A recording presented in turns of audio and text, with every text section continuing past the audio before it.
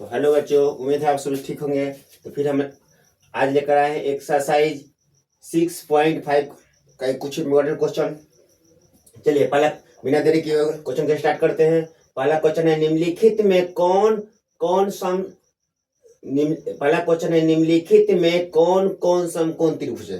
पहचानना है कि इसमें से तीनों में से कौन कौन समकोण त्रिभुज। समकोण त्रिभुज का मतलब क्या होता है जी, कि यानी कि लंब स्क्वायर प्लस कर्ण स्क्वायर बराबर लंब स्क्वायर प्लस आधार स्क्वायर बराबर कितना होना चाहिए जी, कर्ण स्क्वायर होना चाहिए, तभी वो समकोण त्रिभुज बनता है। यानी कि एच बराबर क्या होना चाहिए जी, पी एच स्क्वायर बराबर होना चाहिए P square plus B square. यानी कि लंब स्क्वायर प्लस आधार स्क्वायर बराबर क्या होता है, कर्ण स्क्वायर। तो बिना बनाए हुए भी हम उसको पता कर सकते हैं क्या जी, क्यों क्या है।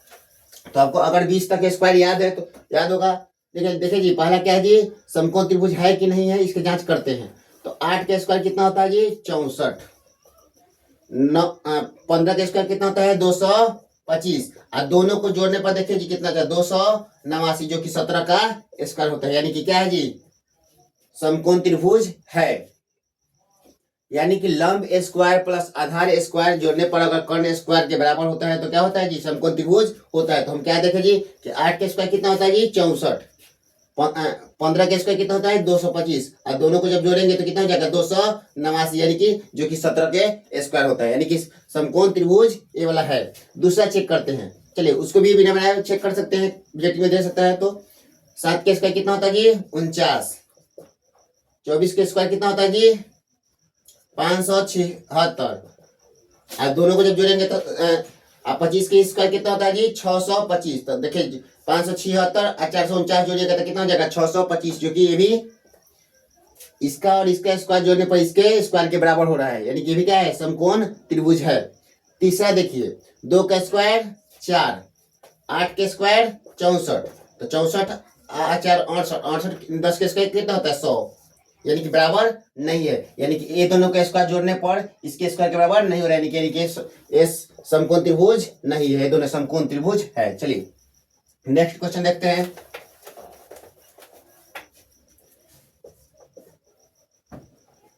त्रिभुज एबीसी एक समद्विबाहु त्रिभुज है, जिसमें त्रिभुज एबीसी एक त्रिभुज बना देते हैं, ए बी सी। त्रिभुज एबीसी हो गया। इसमें क्या है, समद्विबाहु त्रिभुज है। समद्विबाहु का मतलब समझते हैं, समद्विबाहु त्रिभुज किसे कहते हैं जी, तो वह ऐसा त्रिभुज जिसकी दो भुजा आपस में बराबर हो, यानी कि दो भुजा की लंबाई एक जैसा हो। तो चलिए जी, समद्विबाहु त्रिभुज है। ए बी और ए सी, ए बी और ए सी क्या है, बराबर है। ए बी की लंबाई और ए सी की लंबाई क्या है, बराबर है। दोनों का क्या है जी, 2a। इसकी लंबाई भी क्या है जी, 2a। इसकी लंबाई भी क्या है जी, 2a। और बीसी की लंबाई ए है। बीसी की लंबाई क्या है जी, ए है।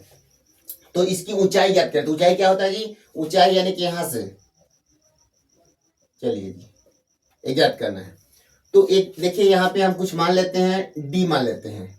जब ए यहां से यहाँ की लंबाई क्या है जी, ए है, तो ये क्या हो जाएगा, बी डी की लंबाई क्या है, इसका हाफ हो जाएगा, a/2। इधर क्या हो जाएगा, a/2।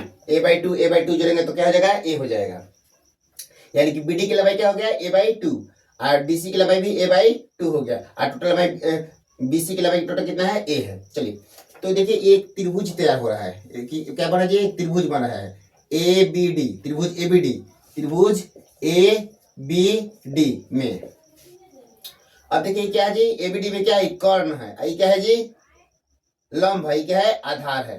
तो हमको क्या करना है जी, लंब ज्ञात करना। तो लंब ज्ञात करना है, यानी कि फॉर्मूला होता है लंब के बराबर क्या होता है जी, P बराबर होता है √h² माइनस b²। यानी कि कहने का मतलब है कि लंब निकालना होता है तो क्या होता है, कर्ण स्क्वायर में से क्या होता है, आधार स्क्वायर घटाया जाता है। रूट में कर्ण स्क्वायर में से आधार स्क्वायर घटाया जाता है। तो लंब को P से निरूपित किया जाता है, कर्ण को h से निरूपित किया जाता है, आधार को b से निरूपित किया जाता है। तो चलिए जी, लंब बराबर यानी कि P बराबर, तो h² h कितना है जी, 2, 2 का स्क्वायर, 2 एक स्क्वायर माइनस b का मान a/2 का स्क्वायर, 2 दूना 4 a माइनस a² बाई 4। यहाँ पे एक मान लेंगे, 4 1 के लघुत्तम 4 हो जाएगा 4 चौका 16 a² माइनस a², यानी कि होगा 15 a² बाई 4 सॉरी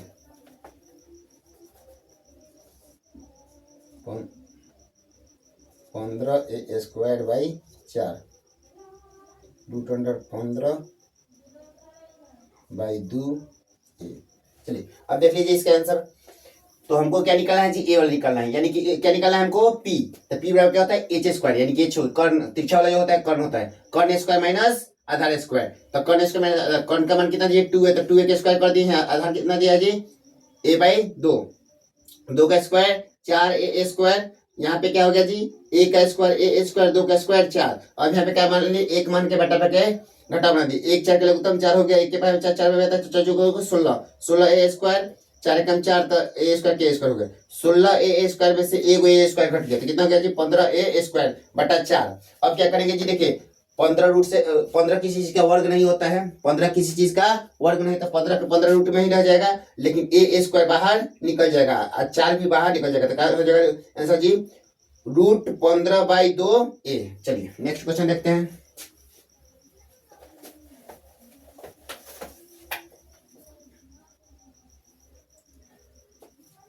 दो 2a इकाई वाले भुजा का त्रिभुज ABC एक समबाहु त्रिभुज है, इसकी ऊंचाई ज्ञात करें। इसमें क्या है जी, ए वाला त्रिभुज ए वाला त्रिभुज में अंतर है, इसमें क्या है जी समद्विबाहु त्रिभुज था, यानी कि दो भुजा बराबर एक भुजा बराबर नहीं है। चलिए इसमें क्या है जी समबाहु है, समबाहु का मतलब होता है तीनों बराबर, समबाहु का मतलब होता है तीनों बराबर, यानी कि ए बी बराबर, जितना ई होगा उतना ही होगा, इतना ही होगा, उसको बोलते हैं समबाहु। असमद्विबाहु मतलब कोई दो भुजा है बराबर, चाहे कोई ए वाला बराबर चाहे ए वाला, कोई दो भुजा बराबर एक बराबर नहीं होता है, ठीक है। तो इसमें क्या जी 2 इकाई दिया था, 2a, इसकी भी लंबाई 2a, इसकी भी लंबाई 2a।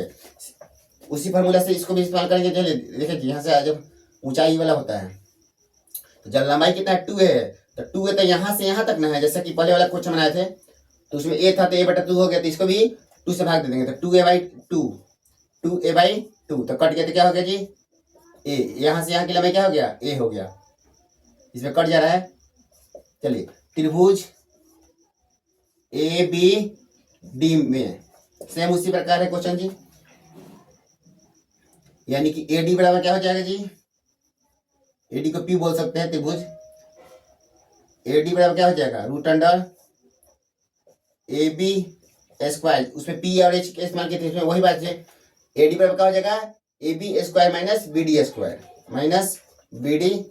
चलिए जी AB² यानी कि 2a² माइनस BD, यानी कि यहाँ क्या है 2 2 कट गया तो a का स्क्वायर, 2 का स्क्वायर 4a² माइनस a², यानी कि √3a²। तो 3 तो किसी चीज का वर्ग नहीं होता, तो रूट में क्या होगा 3 के 3 रह जाएगा, लेकिन a का स्क्वायर a² होता है, तो क्या a निकल जाएगा, तो यानी कि हो गया लंबाई क्या हो गया जी 3a। चलिए नेक्स्ट क्वेश्चन देखते हैं।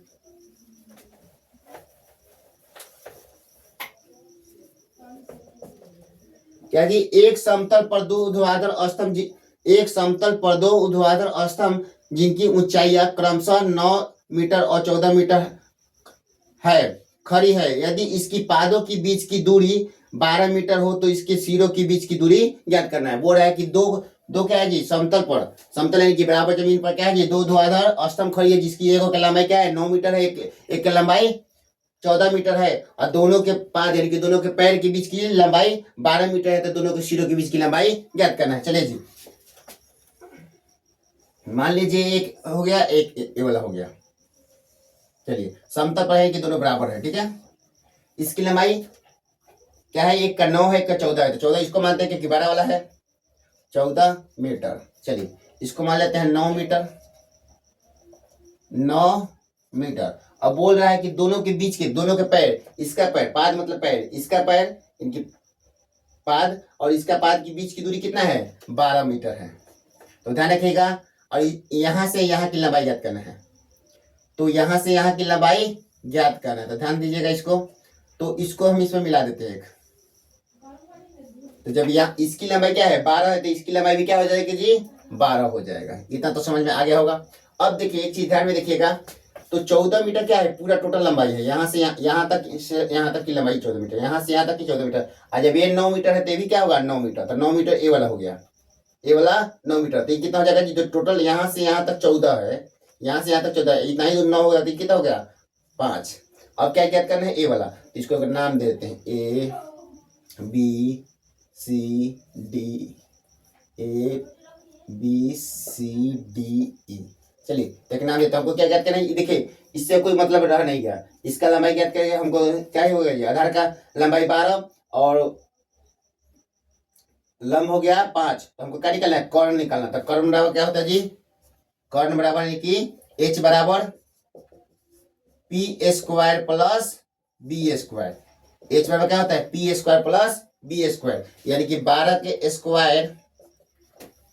का स्क्वायर प्लस 5 का स्क्वायर, पहले सॉरी 5 का लिखेंगे क्योंकि पहले पी है, 5 का स्क्वायर प्लस 12 का स्क्वायर। तो 5 का स्क्वायर कितना होता है जी 25, और 12 का स्क्वायर कितना होता है 144, दोनों को जोड़ेंगे तो कितना हो जाएगा 169, जो कि 13 का स्क्वायर होता है, यानी कि कितना हो गया जी, दोनों के सिरों के बीच की दूरी कितना हो गया 13 मीटर। चलिए नेक्स्ट क्वेश्चन को देखते हैं।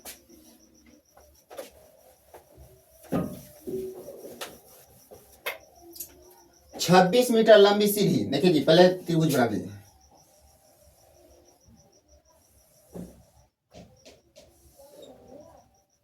ए बी सी, 26 मीटर लंबी सीढ़ी। तो जब भी सीढ़ी बोलेगा या सीढ़ी बोले तो या फिर पतंग की डोर बोले तो कौन सा होता है, तिरछा वाला होता है, यानी कि ये वाला होता है, कर्ण होता है, क्योंकि सीढ़ी कभी भी सीधा नहीं लगाया जा सकता है, और पतंग की डोर कभी सीधा नहीं उड़ता है, पतंग कभी सीधा नहीं उड़ता है, ठीक है। तो जब भी सीढ़ी बोलेगा या फिर पतंग की डोर बोले तो तिरछा वाला, यानी कि इसकी लंबाई क्या है 26 मीटर लंबी सीढ़ी, सीढ़ी की लंबाई हो गया 26 मीटर। जमीन से, जमीन हो गया, जमीन से 24 मीटर ऊंची खिड़की तक पहुंचती है, यहाँ पे खिड़की है 24 मीटर खिड़की हो गया। तो क्या ज्ञात करना चाहिए हमको, ये ज्ञात करना कि दीवार के आधार मतलब पाद से सीढ़ी के पाद कहा जी, यहाँ इसकी दूरी ज्ञात करना है, यानी कि ये वाला ज्ञात करना है। चलिए तो क्या दिया हुआ है, कर्ण दिया हुआ है, यानी कि एच दिया हुआ है, और क्या दिया हुआ है जी पी दिया हुआ है, और निकालना क्या है मुझे बी।